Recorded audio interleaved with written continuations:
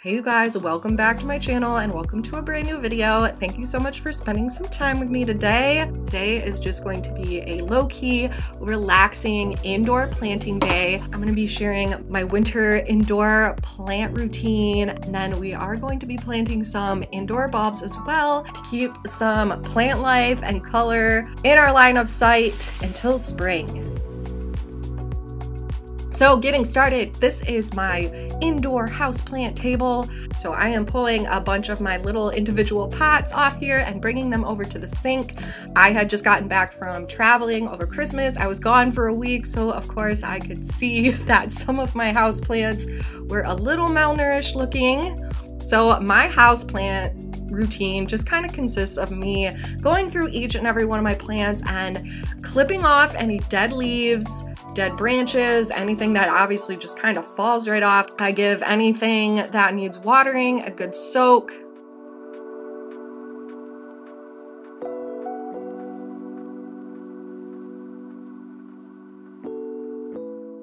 A lot of these plants are actually like annuals I had been using outside during the warm months. So we've got coleus, we've got a bird of paradise, we've got elephant ear, caladium.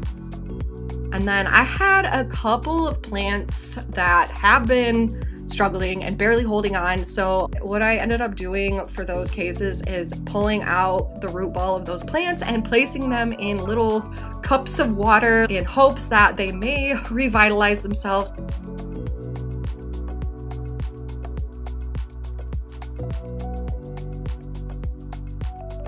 And then back over at my house plant table, I have this kind of DIY humidity tray set up, and I am just going ahead and giving that a refill with some water, and of course just doing a little bit of cleanup from any dirt or leaves or plant droppings.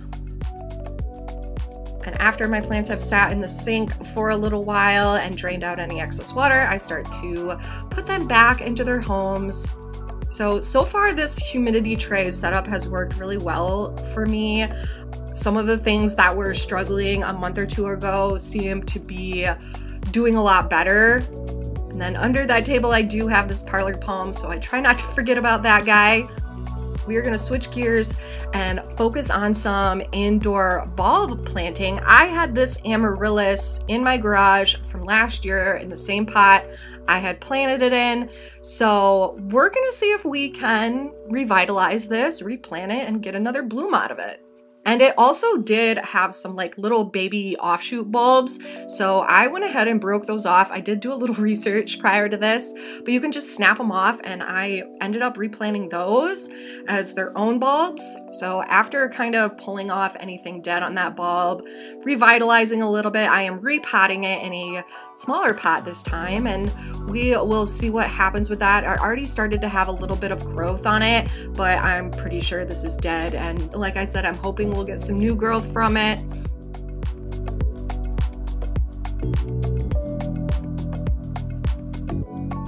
And then I just got this adorable little turtle planter from my sister for Christmas. So I thought this would be the perfect place to put the little baby offshoot amaryllis bulbs. So I went ahead and potted those up in here.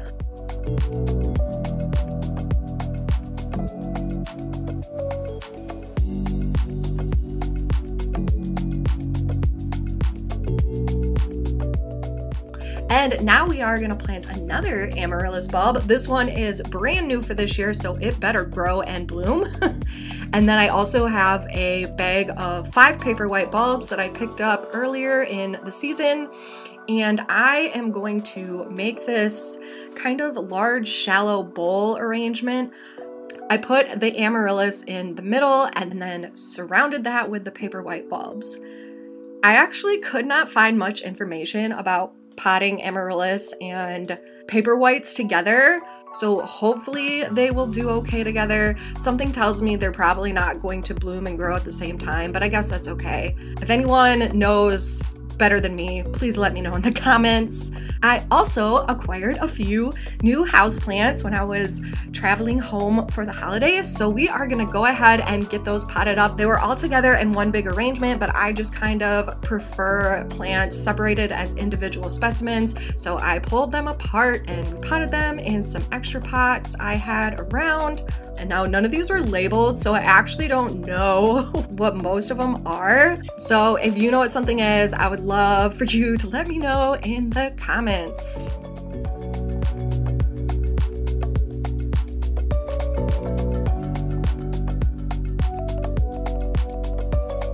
I do know that this plant here is a parlor palm. I planted it in this little chinoiserie container and I absolutely loved how this turned out.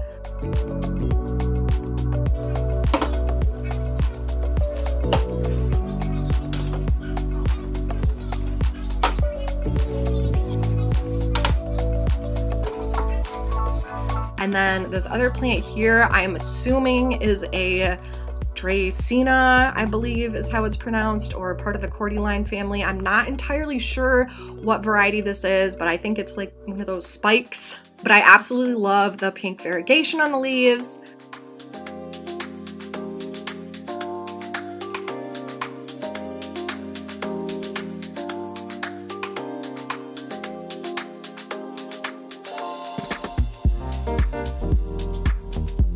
I have had this struggling bitterroot plant for probably more than 6 months now. It is not dead. It looks very unfortunate, but it is not dead. It is getting a tiny bit of growth at the top. I decided to move it to a smaller container, and I had read that essentially these like to be completely dried out for the winter, so I didn't water it and I just put it in a sunnier window, hoping that it might revitalize itself and come back. Then I also have this large outdoor hanging basket that I brought in for the winter season, and I give this a very good soaking, probably twice a month. So I'm gonna go ahead and do that. And since the holes on the bottom of this container are open and I don't have anything to catch draining water, I usually like to leave it in my sink for a good 12 to 20 hours or whatever to make sure it gets full drainage before I go and hang it back up. There was also a lot of dead pieces on here, so I took the time to cut out a bunch of that.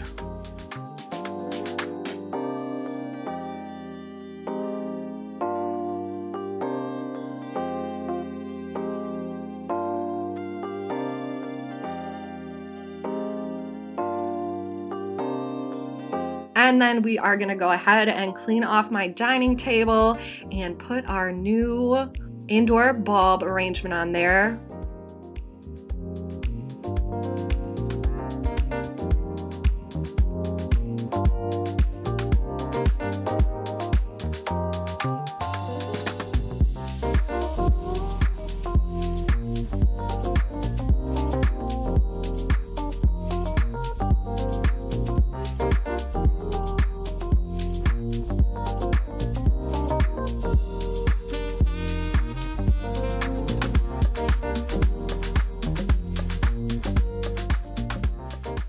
Next, I am going to grab some of the bigger pots from the living room.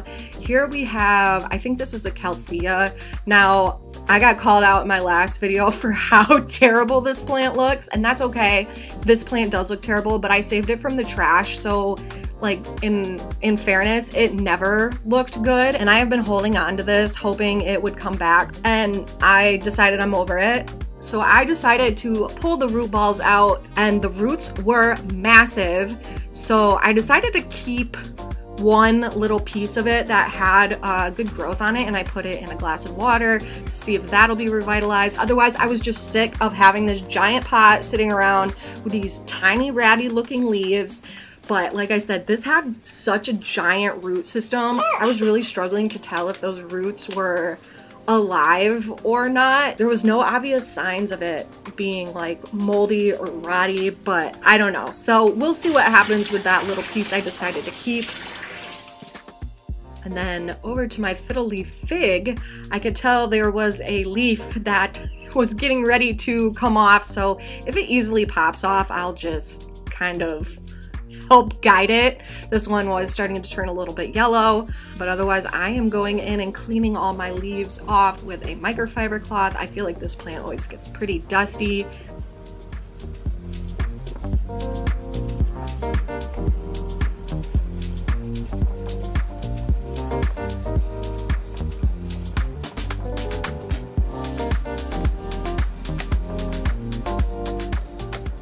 Another gift I got for Christmas was this moisture reader for houseplants, which I already know is going to be a game changer. I don't know why I never owned one of these before because I think they are pretty cheap.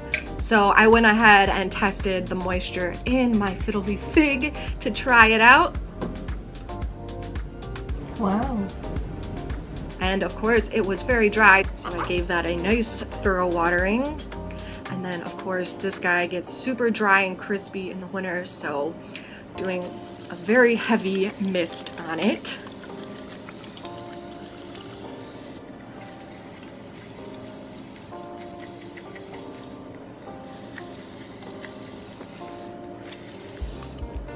Alright you guys, I have finished revitalizing all of my houseplants. So as you can see here is my table. I've got the lights running on today. Everything is all set up, looking good. And then I will start over here. So as you just saw, I cleaned my table off. Nice fresh start for beginning of the year. Here's our indoor bulb planter. If they all grew at the same time, that would be amazing, but I'm not banking on that. But anyway, we'll see how that goes. I'll keep you guys updated. And then I just put my cyclamen that I'm hoping didn't die and are just going into dormancy over here to dry them out. I gave them one last water, but from what I read, before you put them away, you want to make sure they're dry so they don't rot.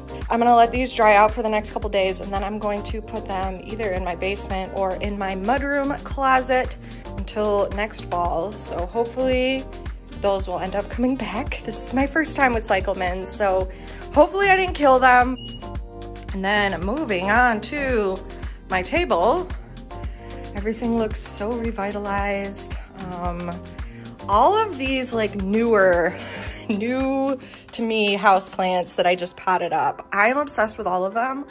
I am praying to the houseplant gods that I can keep them alive, that they will remain happy. I am going to be very sparse with my watering because that's usually my issue, is I end up overwatering things. So let's hope I can keep these alive. I'm gonna go through all of them. I'm not entirely sure what all of them are called, so if you know the specifics of a plant that I don't, I would love to know in the comments.